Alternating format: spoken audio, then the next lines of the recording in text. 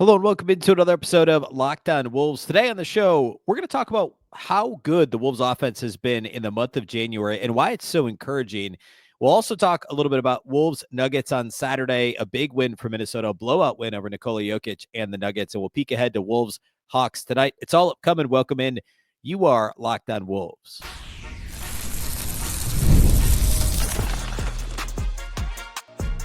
You are Locked On Timberwolves, your daily Minnesota Timberwolves podcast. Part of the Locked On Podcast Network, your team every day.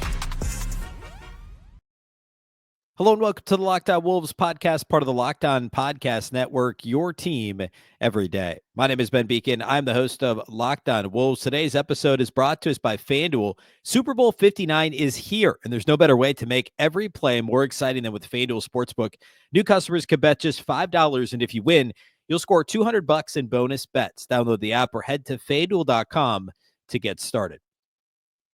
Happy Monday, everybody. Hopefully you had a fantastic weekend. Of course, the Wolves dominated the Nuggets on Saturday afternoon. We'll talk a little bit about that today. Second segment, we'll cover my biggest takeaways from the game. Hopefully you got a chance to catch the live postcast that Jack and Luke did on Saturday. If not, it is the episode before this one in your feed, so go check that out. I'm going to give my take on it here in a moment, but I want to start with how good the Wolves offense has been in the month of January. We'll dig into that just a bit. What's been most impressive? We'll talk about some of the teams and some of the defenses that they've beaten since the start of the calendar year. So want to hit all that here first. First, though, off the top, a big thank you for making Locked On Wolves your first listen every day. Of course, this show is free and available everywhere. That includes YouTube as well as all of your favorite audio platforms. Wherever you like to listen to podcasts, you can find Locked On Wolves. You can also watch on the Locked On Sports Minnesota app on both Roku and Amazon Fire TV. And a reminder, you can subscribe to the daily Monday through Friday Locked On Wolves newsletter. It's one stop for Ultimate Wolves and league coverage. Go subscribe at lockedondaily.com. All right. So since the beginning of the calendar year, the Timberwolves have unquestionably been playing much, much better. And I know that the record isn't like, what were they? They were, after they lost to the Thunder on New Year's Eve, they were 17-15. They were 2 games above 500. They're now 3 games above 500. So they're 7 and is my math right? 7-5, 7-6 since January 1st. However, the offense has been genuinely good. Since January 1st, according to Cleaning the Glass, the Timberwolves have the 7th best offensive rating in the league. However, take that a step further and look at some of the defenses that they've defeated. If you look at all their games since January 1st, and side note, I generally dislike like an arbitrary, like, oh, since the start of the month, because I mean, like, does it matter whether it was December 31st or January 1st? But it's easier to do it this way. And like, there's actually some pretty clear conclusions to be drawn over the past 3.5 weeks or so, I think. And actually in their 10 games since then, or I guess more than 10 games, 13 games since then, they've played 7 games against top 10 defenses. Minnesota has. Okay. So the body of work over the last 13 games, it's the 7th best offense in the league. But against the top 10 defenses, Minnesota has the 5th best defense. Or excuse me, 5th best offense in the league against top 10 defenses in the month of January. And they played 7 top 10 defenses in the month of January. They are 5th and have a points per 100 possession of 118.9. So 119 points per 100 possessions against top 10 defenses in the month of January. Now, why is the record not better? Well, the well-documented crunch time issues. We've talked about that. We've diagnosed or dissected, really. Haven't fully diagnosed. We've dissected some of the issues in late game situations. And certainly, like, that's a topic for another day. And so if you're, kind of casually following the Wolves, you're like, why isn't the record better if the offense has been so good? The defense hasn't been as good in January as it has been for much of the season. It's been pretty middle of the pack. However, the biggest issue is the crunch time offense has been a problem. And it's one of the worst crunch time offenses in the league. They played more clutch games than anybody else in the league. They have a below 500 record in clutch games. Although, they did, well, I guess Saturday was a blowout, so that wasn't a clutch game at all. So that's been well documented. There's certainly some execution issues there, but overall, if we talk about the body of work on offense, things have certainly improved. The number one area they've improved, and there's multiple. Like, if you look at the 4 factors, they're a top half of the league in January in all the 4 factors, right? Like, they're turning the ball over less, which is huge. They're actually offensive rebounding a lot more, which is not their calling card. The Wolves are not a major They don't lean on offensive rebounds very much as an offense. And they've just shot the ball a little bit better. But the biggest thing has been their free throw rate. And it's absolutely driven by Anthony Edwards, but he's not the only one. Like, they're fourth in the league in free throw rate. I still actually have the numbers. So they're fourth in the league against top 10 defenses since January 1st against in terms of free throw rate. Overall, since January 1st, regardless of who they play, they're actually number one in the NBA in free throw rate. They're attempting nearly 22 free throws per 100 field goal attempts, which is massive for the Wolves. Number one in the league since January 1st in free throw rate. It's largely driven by Ant, and here's why. Or let's look at it this way. From the start of the season through December 31st, so 32 games, Anthony Edwards only attempted double-digit free throw attempts twice. 2 times. He also had games with 0 or 1 free throw attempt 4 times. Since January 1st, he's attempted at least 4 free throws in every single game, and he's attempted double-digit 3 free throws 3 times. So 3 times in the last 13 games, after only twice in the first 32 games, has he had double-digit free throw attempts. And he had 0 or 1 free throw attempts in, I think I said 4, actually 5 games in the first 2 months of the season. He's had at least 4 free throw attempts in every single game since January 1st, the last 13 games. In terms of three-point attempts, that rate hasn't actually gone down. He's still attempting, since January 1st, 9.9 three-point attempts per game. So he's still attempting 10 three-pointers per game at a 45% clip. For the season, how does that compare? Well, he's attempting 9.8 three-pointers per game over the course of the entire season. So his three-point rate has not gone down. His three-point accuracy has not gone down, but he's shooting way more free throws. Since January 1st, another way, we could just look at the actual numbers. He's attempting 7.8 free throw attempts per game. So 8 per game. For the season, it's only 5 per game. And that's not taking out January. So coming into January, he was attempting under 5 free throw attempts per game. And in January, he's basically at 8 per game.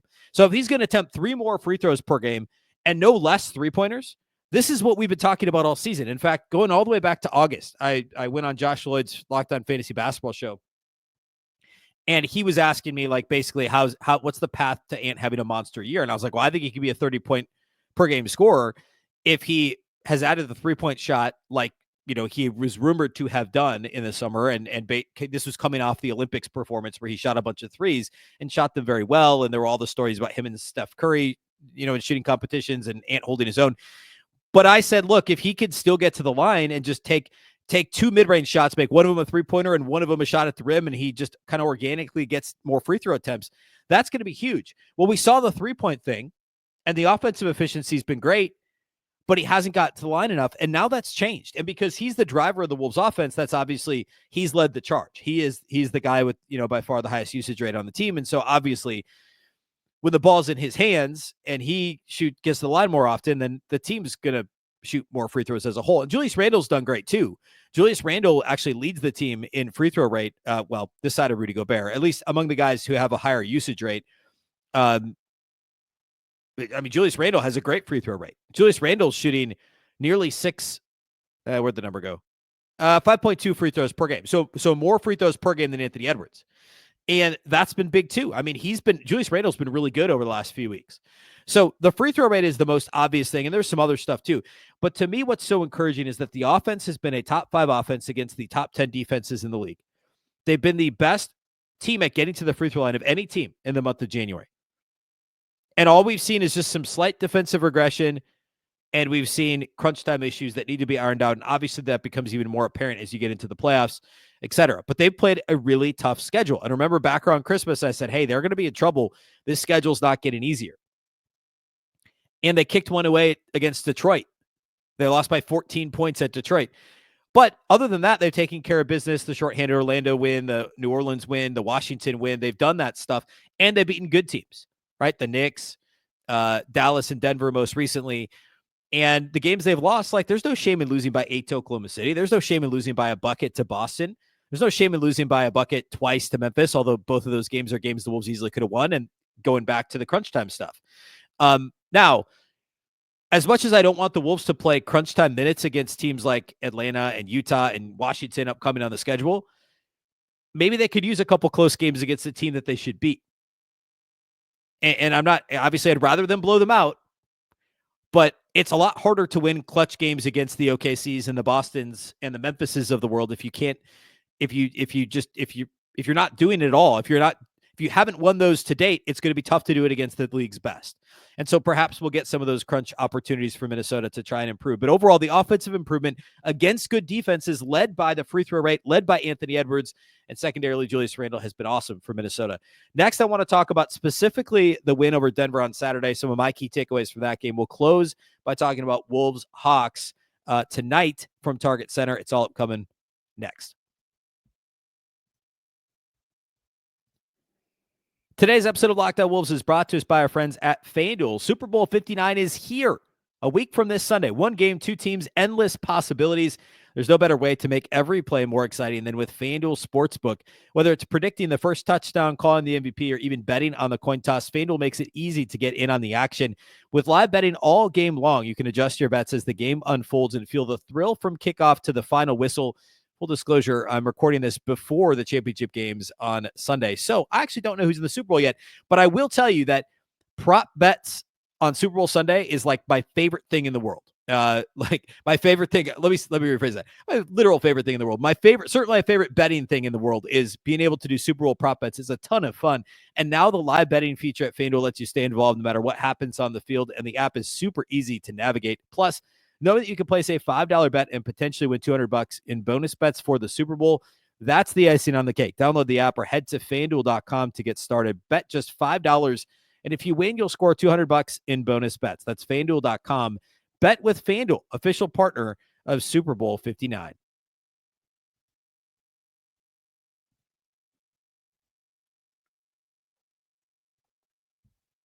All right, the Wolves win over the Nuggets on Saturday was nothing short of a beatdown. Minnesota ended up winning by 29 points. They're up by 9 at the end of the first quarter. They're up by 11 at halftime. And then they dominated the third quarter. We're up by 18 going to the fourth, and it was basically garbage time for the whole fourth quarter.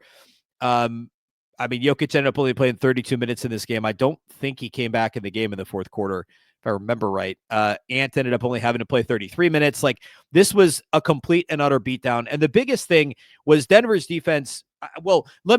The Wolves already beat Denver once this year, way back. I think it was November 1st was the date. And obviously the Wolves beat Denver in 7 games last year in a really weird second round playoff matchup.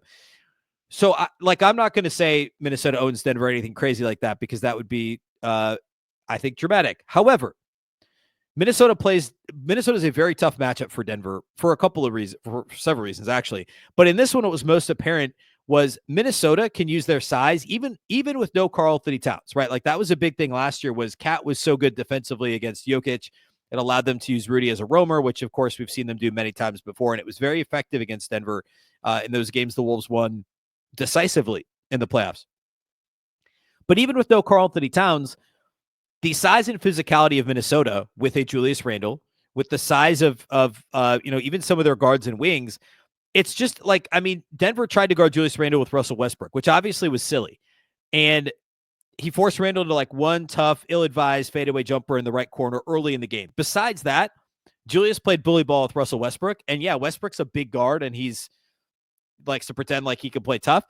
But, a couple flops in there, a couple times he just got beat.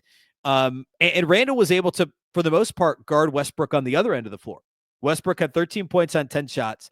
The Wolves goaded him into missing 3, going 0 for 3 from outside the arc. He had 4 assists, but he also had 4 turnovers, committed 4 fouls in 28 minutes.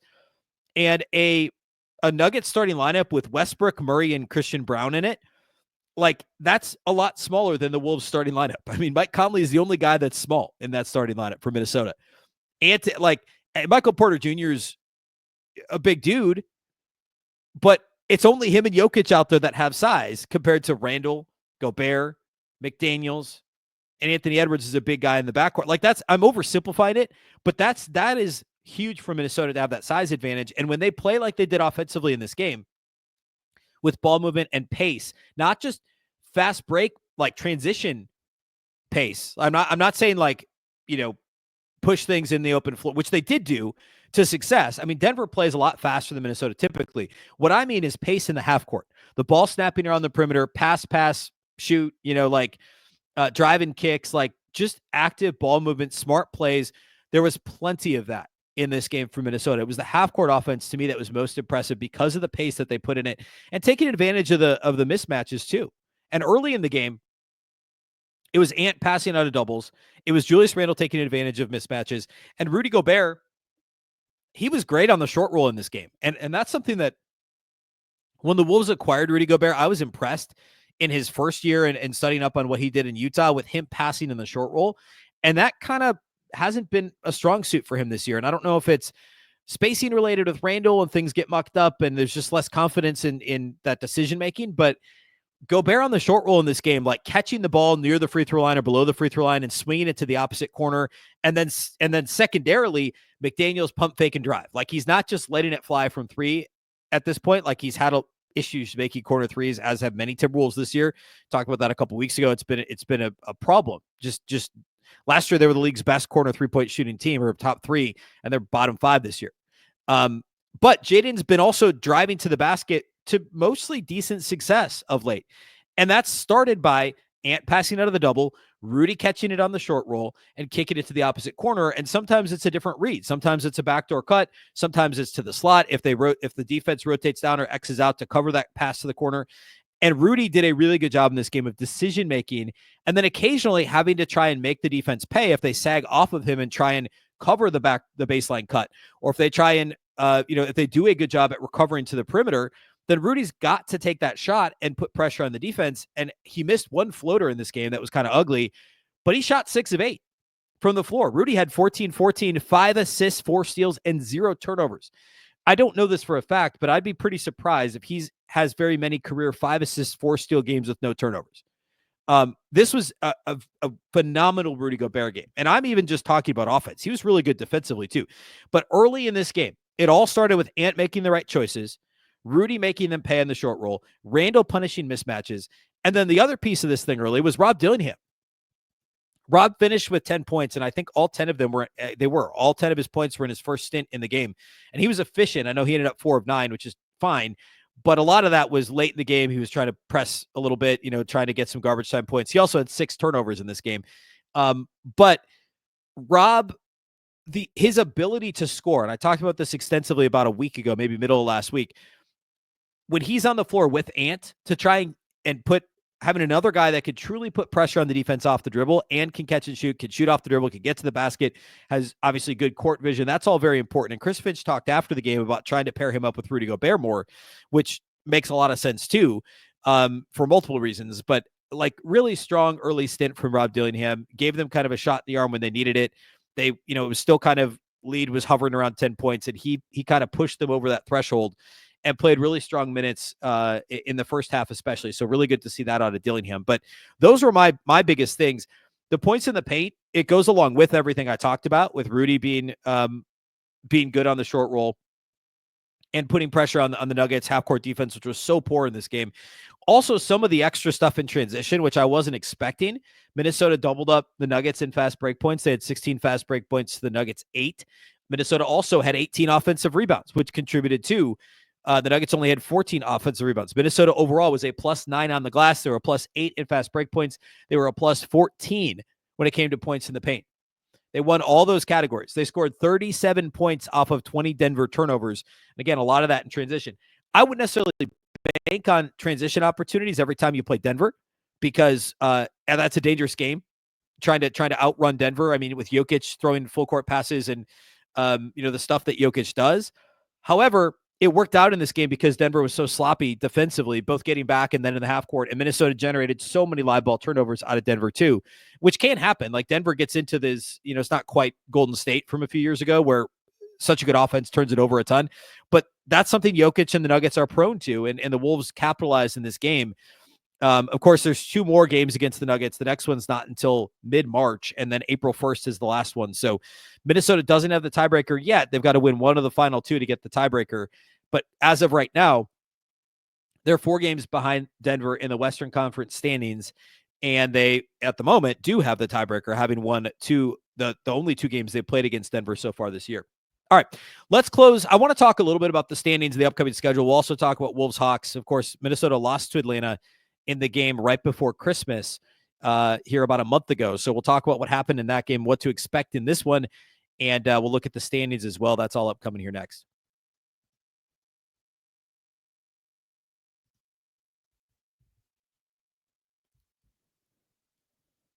All right, Wolves Hawks tonight. The last time the Timberwolves played against the Hawks was on December 23rd. It was the game right before Christmas, which of course they ended up winning against Dallas. But this was before that game. It really kind of felt like this was, besides that Pistons loss that came like the weekend after New Year's, I think this was like the last real kind of sky is falling moment, I think, for Minnesota, where things really kind of felt like, okay, this isn't great. Coming into that game, Atlanta was a game under 500, as they are now. And Minnesota had just lost 2 in a row they'd been blown out by the Knicks. They'd lost by 10 to Golden State. Both those were at home. The Boo Birds were out. They go to Atlanta and they lose their 3rd straight game. That was their last. Actually, they lost 3 straight when they lost to Detroit earlier this month. But they lost a 3rd straight game against Atlanta. And this was a game that was close until the 4th quarter. And it ended up not even having clutch time at the end of the game because they got blown out so thoroughly in the early and mid stages of the 4th quarter. Minnesota was down 16 at the end of the first, but then they were up 3 at halftime because they had a huge second quarter. They were up 3 going to the 4th quarter of this game. They were outscored by 16 points in the 4th quarter and lost by 13 to Atlanta, to the point where the last couple of minutes were garbage time. Like Chris Finch pulled everybody because it was that bad. Jaden McDaniels was in some foul trouble, only played 20 minutes, had a bad game. Ant was awful in this game. He had 1 big dunk, but he had 16 points on 20 shots, turned it over 5 times against only 4 assists, was 1 of 7 on 3-point shots. We opened today talking about free throw rate. He had 1 free throw attempt in 32 minutes in this game. He was 6 of 13 from 2-point range and got to the line 1 time. Actually, I think it might have been that dunk. I think it was an and one. And he was 1 of 7 on threes. There wasn't a whole lot to write home about in this one. I mean, Nas was good. He had 23 points on 10 of 19, made 3 threes in this game. Nobody else was good. Gobert had 2 points. DiVincenzo had 8 points on 8 shots off the bench. Julius Randle had 19, 13, and 7, but he had 8 turnovers in this game. I mean, Julius Randle and Anthony Edwards, I remember the post-game pod following this game, talked about Randle and Edwards combined in this one for 13 turnovers and 11 assists. A lot of that came in the 4th quarter. Like, Julius was a big part of the early stages, getting back in the game, but the 4th quarter was very bad for both Randle and Ant. But I remember Randle had a couple of bad turnovers. I think maybe 2 offensive fouls. He threw the ball out of bounds. Like, it was a rough close to this one. And you know, we talk about crunch time execution. This was just straight 4th quarter execution, sloppy play from Minnesota against a very average Atlanta team. And I know on some level, Atlanta's been better than people expect, but they're still a game under 500 and 9th in the Eastern Conference. So they're, 4-ish games worse than Minnesota, 4-5 games worse than Minnesota. They're a bottom 10 offense. They're kind of a middle of the pack defense. Coming into this game, DeAndre Hunter did not play on Saturday. He's questionable for the Wolves game. I don't know. Trae Young's been great this year. Like, he's still kind of a volume below average 3-point shooter, but he's averaging a career high in 11.5 assists per game. This is a team that they don't shoot that many threes this side of Trae Young. It's like Trae Young, DeAndre Hunter, and Bogdanovich, who missed a good chunk of the early stages of the season. It hasn't been great since he came back from injury. It's a team that they're going to hurt you in the offensive glass potentially, and they're probably going to get to the line a little bit. That's kind of how they score. They're not an efficient jump shooting team. And they, like I said, they're actually bottom third of the league in terms of 3-point attempts. So you have to be careful with the Trae Young foul baiting. You have to be careful with DeAndre Hunter getting to the line. He gets to the line about 5 times per game. Jalen Johnson, who also is questionable for this game, gets to the line 3.5 times a game and is averaging 19 points a game for them. That's how they're going to score. Second chance opportunities, free throws. Defensively, they're actually better defensively than they are offensively. They force a lot of turnovers, and they're good on the glass. They don't allow second chance opportunities, and they do a decent job of defending without fouling. So my keys for this one are going to be defensive rebounding. Don't give a poor shooting team that has guys that can get hot and get to the free throw line like Trae Young and Jalen Johnson, and DeAndre Hunter. Don't give them second chance opportunities. That's a concern for me in this one. Offensively, take care of the basketball. Overall, since the start of the year, Minnesota's done a pretty good job taking care of the ball, especially against mediocre defenses. Against the good defenses, that's actually been an area where they've actually, no, that's not true. I flipped that. Against good defenses, they've actually done a pretty good job of taking care of the basketball. Against bad defenses, they turned it over more. And I don't know if it's because they're trying to push the pace or what it is, but that would be my third. So my first thing is defensive rebounding. My second thing is take care of the basketball against Atlanta, who's going to gamble. They want to get live ball turnovers. They want to get out in transition, which leads to my third point, which is don't get sucked into a back and forth track meet. I mean, the last time these teams played, we talked about the turnover issues. The combination of Randle and Edwards with 13 turnovers. Minnesota as a team had 21 turnovers in this game against Atlanta last time. Atlanta does turn you over, and they like to play fast. Be solid offensively, make the right plays. If the opportunity presents itself to get out and get a dunk in transition, obviously do it, but don't get sucked into a track meet against Trae Young and the Hawks, because they're going to get into they're going to get to the line. They're not going to foul you, but they're going to turn you over and try and run in transition themselves. So defensive rebounding, take care of the basketball. Don't get sucked into a track meet against Atlanta, and they should be all right. This is actually, I talked about this the other day. This is the first time since December 19th and 21st. In fact, the last time, right before the Wolves lost to Atlanta, right before Christmas, was the last time Minnesota had consecutive home games. That's crazy. Been over a month since Minnesota's had 2 straight home games without traveling for an away game in between. And they have it. And it was a matinee Saturday. So they effectively had an extra half day baked in and no travel on Sunday. So they're at home in their beds. They should beat Atlanta on Monday night. This is a game they should win. And, provided they do all the things that I just mentioned, a very winnable game for Minnesota. I'm going to pull up the FanDuel line here really quickly and see what that is. My guess is they're going to be favored by a fair amount, a few points here, I would think. Let's see. Minnesota is favored by 7. That's actually a little more than I would have thought. I was thinking it'd be in the 4 to 5 range, but Minnesota's favored by 7 at home against Atlanta on Monday night. Obviously, the Wolves riding high after a couple of big wins against good teams. So that's Monday night. Headed into Monday, Minnesota right now is 7th in the Western Conference. They're a half game ahead of Phoenix and Dallas. They're 2 games behind the Clippers and the Lakers, who are tied effectively for the 5 and 6 seeds in the Western Conference. I think they're better than both the Lakers and Clippers. They've played both of them well. I believe they've got tiebreakers currently against both of them, but they're still 2 games back. So now, with the schedule ever so slightly lightening up, Atlanta, Phoenix, Utah, Washington. That's a winnable stretch. Atlanta's a game below 500.